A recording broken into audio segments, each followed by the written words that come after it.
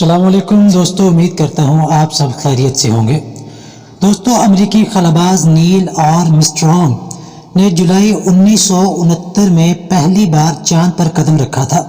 جب وہ اپنی خلائی مشین کے ساتھ چاند پر اترا تو امریکہ کے مشن کنٹرول کو اس کے یہ الفاظ موصول ہوئے: یہ ایک آدمی کے لیے ایک چھوٹا قدم ہے، مگر انسانیت کے لیے وہ ایک عظیم چھلانگ ہے۔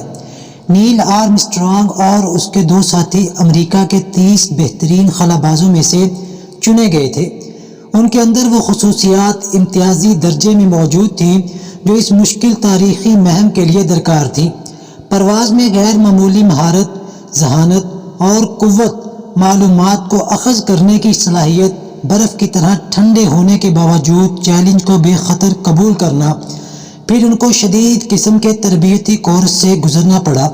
مثلاً وہ دیر تک گہرے پانی میں رہے تاکہ بے وزنی کی حالت کے عادی بن سکے۔ انہوں نے بے شمار تقسیم کے ممکن ہنگامی حالات کا تجربہ کیا۔ انہوں نے فلکیات، خلا بازی، راکٹ کی پرواز کے کورس پڑھے۔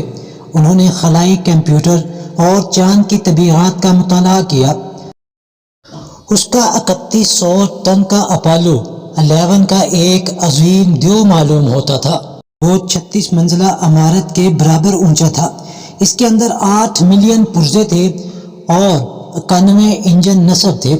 سب سے اوپر وہ چھوٹی سی مشین تھی جس کے اندر خلا بازوں کو بیٹھ کر اپنا سفر طے کرنا تھا۔ خلائی مشین نے اوپر بلند ہو کر 2.5 گھنٹے زمین کا چکر لگایا۔ اس کے بعد اس کی رفتار 430 میل فی گھنٹہ ہو گئی۔ 3000 میل کی بلندی پر پہنچ کر کولمبیا الگ ہو گئی۔ اس مشین کا نیچے سے اوپر تک تمام حصہ پرزوں سے بھرا ہوا تھا۔ خلا بازوں کے بیٹھنے کے لیے مشکل سے اتنی جگہ تھی جتنی ایک ٹیکسی میں ہوتی ہے۔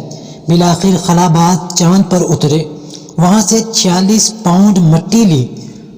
انہوں نے چاند کی سطح پر 5 لاکھ پاؤنڈ کے آلات چھوڑے۔ چاند کی سطح پر انہوں نے دوسری چیزوں کے ساتھ اپنے قدموں کا نشان بھی چھوڑا جو وہاں تقریباً نصف ملین سال تک باقی رہے گا۔